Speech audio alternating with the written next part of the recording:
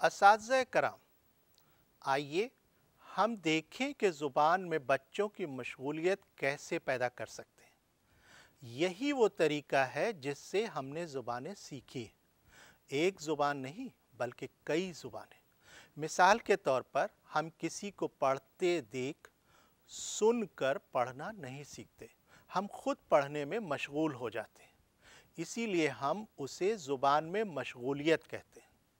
اساتذہ کرام، اس مختصر گفتگو میں ہم ان طریقوں اور ذرائع کو تلاش کرنے کی کوشش کریں گے جن کی مدد سے استاد زبان میں اور زبان کی مدد سے کام کرنے کے لیے بچوں کو مشغول کر سکتا ہے۔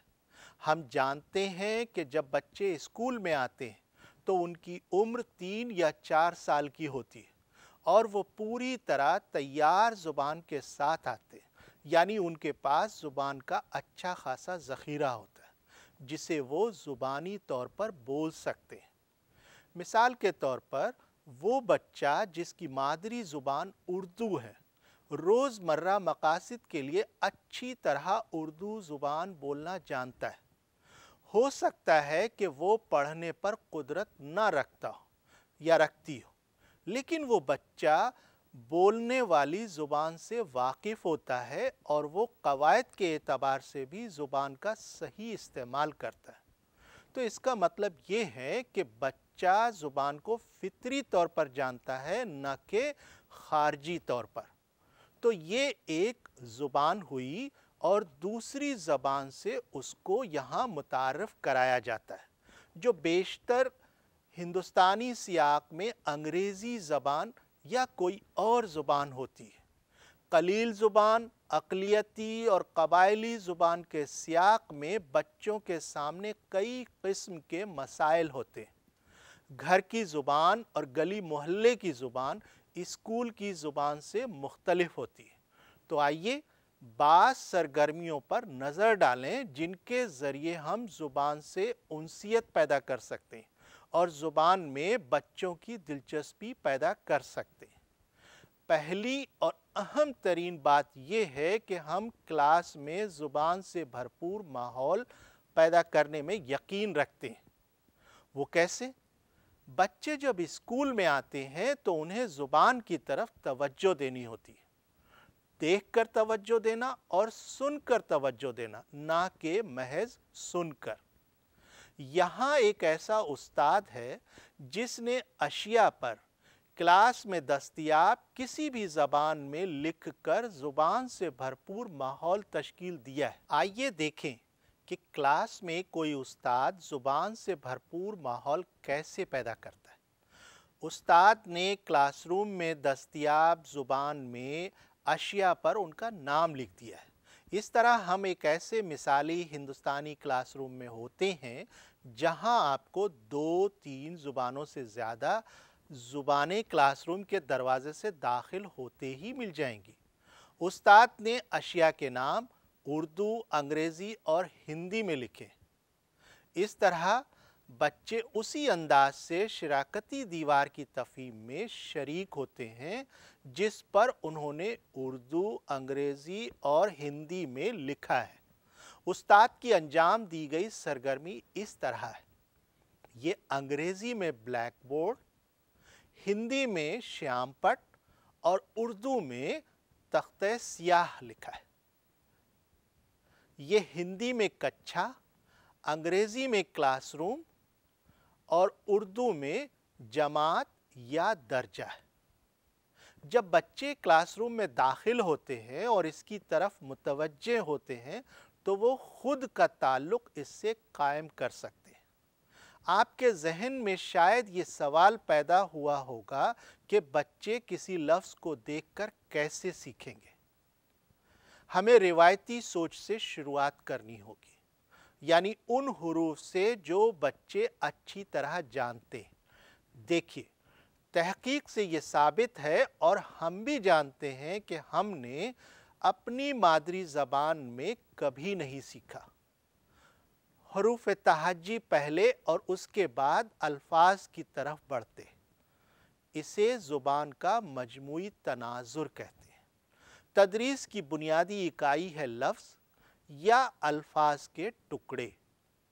इसलिए मानी समझाने के लिए पढ़ाइए।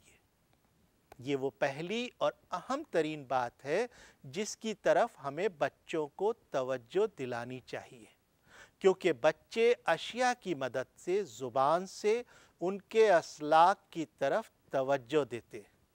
इसलिए हम मानी समझाने के लिए पढ़ाते हैं। कोई उस्ताद बच्चों को किसी सरगर्मी के ज़रिए किस तरह मशगूल रखता है। आपने कोई कहानी मुंतखब की और जुमलों के 2 ज़ुमरे बनाए। एक कहानी में जुफ्त नंबर के जुमलों यानी दूसरे, चौथे, छठे और 8वें जुमले को अलग कर लिया और उसे ए ज़ुमरे में रखा। दूसरे ज़ुमरे यानी बी में ताक जुमलों यानी पहले, तीसरे, 5वें, 7वें जुमले को अलग कर लिया।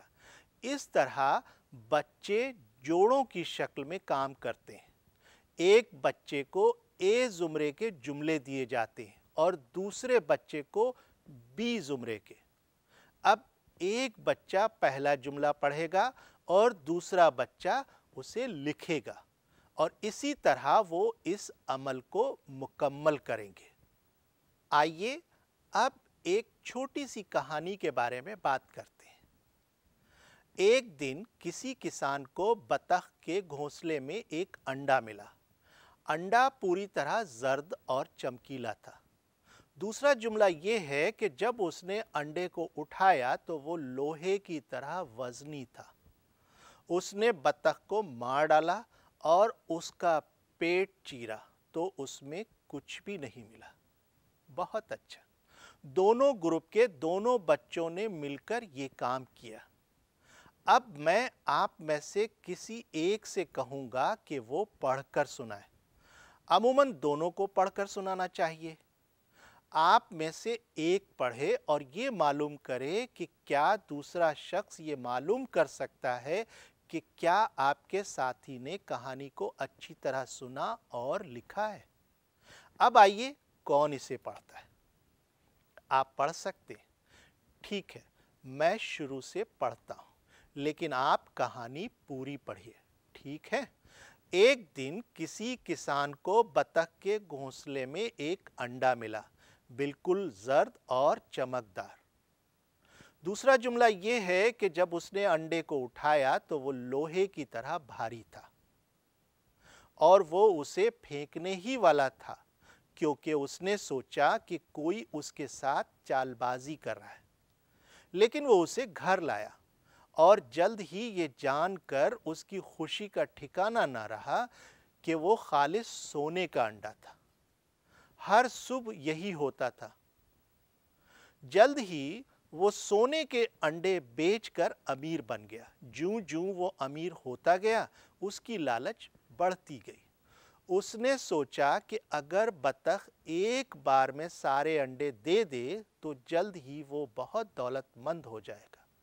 उसने बतख को मार डाला और उसका पेट चीरा तो उसमें से कुछ नहीं निकला।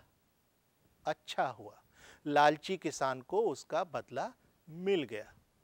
अब आप ये सवाल कर सकते हैं कि ये ज़ुबान के ताल्लुक से बच्चों को किस तरह मुतवज्जे करता है।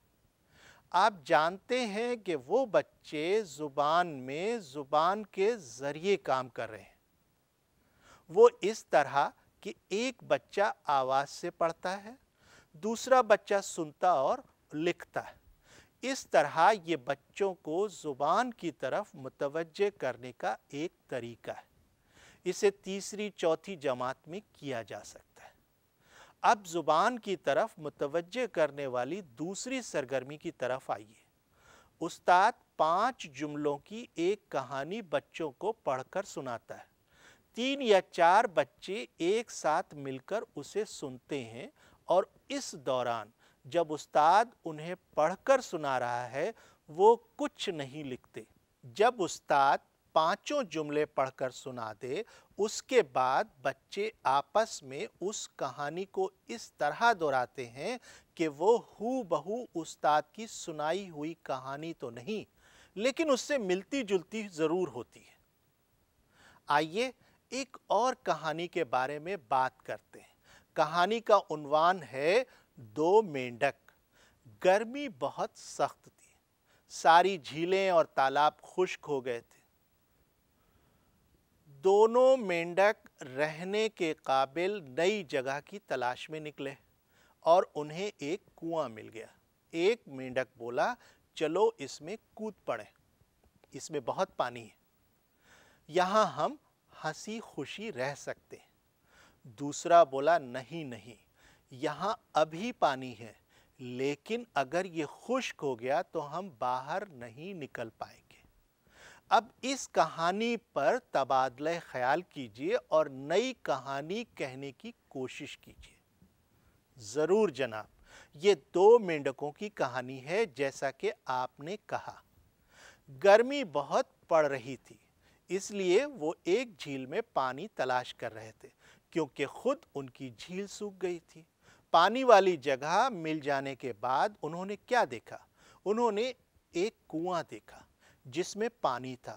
جی ہاں، ایک مینڈک نے کہا کہ آؤ اس میں کود جائیں۔ ہاں، اس میں پانی ہے اور ہم یہاں خوشی خوشی رہ سکتے ہیں۔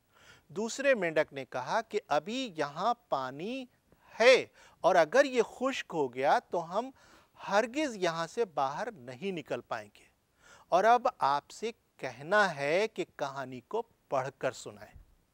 آئیے میں پڑھ کر سناؤں کہ ہم نے یہاں کس چیز کی تخلیق کی ہے۔ گرمی بہت سخت تھی اور ساری جھیلیں اور تالاب خشک ہو گئے تھے۔ دو مینڈک رہنے کے قابل نئی جگہ کی تلاش میں نکلے۔ انہیں ایک کنواں ملا۔